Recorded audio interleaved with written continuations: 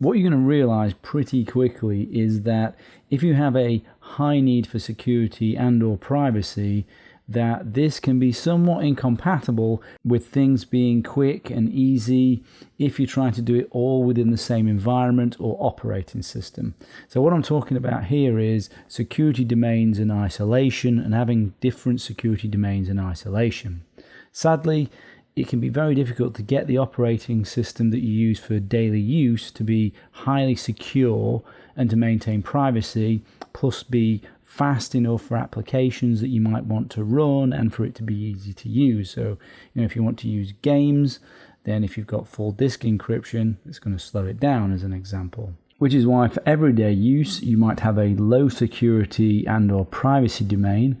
And when you want stronger security and or privacy, use a different approach or security domain. Security domains are generally really either physical or virtual in terms of how you can separate them in some way. An example of a physical security domain could be that you have one lockdown physical machine or laptop and the operating system and everything in it is configured in a certain way that gives you high security, and you have another physical machine or laptop and that is for general use. So that's an example of a physical security domain. And you can also have virtual security domains or isolation. A virtual example could be using platform virtualization software or hypervisors, which, as we've discussed and you've seen, is software that emulates a whole physical computer and can often emulate multiple physical platforms, like having Windows as your low security domain and perhaps a virtual machine that has Debian in it for your high security domain. There are actually quite a few options to give you different security domains and isolations that aren't too onerous, including virtual machines is a good example. So you can set yourself up these separate security domains or environments if you really want to beef up security and privacy. Virtual isolation provides a barrier to compromise. So if you have a virtual machine guest operating system, so say for example Debian, if this was compromised and your host operating system, say Windows, then that would be difficult to access. It would be difficult to get from Debian to Windows through the hypervisor. The hypervisor would need to be exploitable, or it would have to be poorly configured in some way, like you've allowed file sharing or something like that, in order so that the exploit from the Debian to the Windows environment can be done. It's worth noting that if security and or privacy are paramount, then you literally will need separate security domains for different tasks.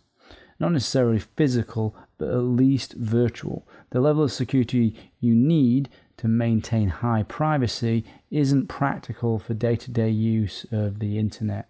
Think about the type of security domains that you might want as you go through the course. Domains you might have in extreme cases could be work domain, personal, banking, a temporary domain, a non-persistent domain that is used temporarily and then it's destroyed, a high privacy domain. All of these are possible in different ways with different techniques and not necessarily that onerous depending on how you set them up. Let's talk more about physical isolation. Physical separation provides the highest level of security and privacy. It also protects you against any adversary that has physical access to your device. This would mean a different laptop or physical device configured for security and or privacy, and another for general use. Let's talk about some of the situations where physical might make sense, or a physical security domain. If you need, for example, to enter a country where customs can access your laptop, which, to be clear, is most countries, many which have laws to force you to give up your password or can take your laptop, or other countries where it's even worse, where they can use forms of threats and intimidation and abuse and violence in order for you to disclose your password or get access to your laptop. With physical separation, you simply don't take the laptop with the sensitive information or the things that you're trying to keep private, away from them. This is something that I've actually had to recommend for corporate clients who needed to travel to particular areas or parts of the world where they have valuable information that we knew the governments would potentially want to get a hold of. Those clients don't want to be in a situation where they have to resist forms of intimidation. So do consider the laws of other countries if you travel. Even adult material could be a crime in other legal jurisdictions. If you have a threat agent that could visit your location, you can physically hide or lock away a secure laptop, making it impossible for it to be forensically examined if they can't actually find it, and you keep a more standard laptop available. With physical separation, if your standard laptop is compromised by your threat agent, that could be via malware or via some other means, because you have kept physical separation, they can't get access to your secure data from your standard laptop. You don't even have to use your own equipment when it comes to physical isolation or a physical security domain. This can be dangerous, of course, to use other people's equipment for both privacy and security if you don't take the right precautions, which we'll cover as part of the course. But you could use, for example, an internet cafe to send an anonymous message. You could also maybe boot that machine with your own operating system and configurations. You could use a internet connection that you don't own for privacy. These are all separations of physical security domains. You could have a separate router or separate network equipment for a particular type of privacy activity. You could have separate network cards or Wi-Fi cards or Ethernet adapters. Physical devices can be tied back to the purchaser in some instances. For example, the network cards within physical devices have unique MAC addresses or hardware addresses. If you purchase your secure laptop anonymously, then the MAC, if someone is able to determine it, cannot be traced back to you. There are ways to change your MAC address, which we can cover if you're using a virtual form of security domain, but having an anonymously purchased laptop provides an extra layer within the physical domain of security. Some virtual isolation is slow.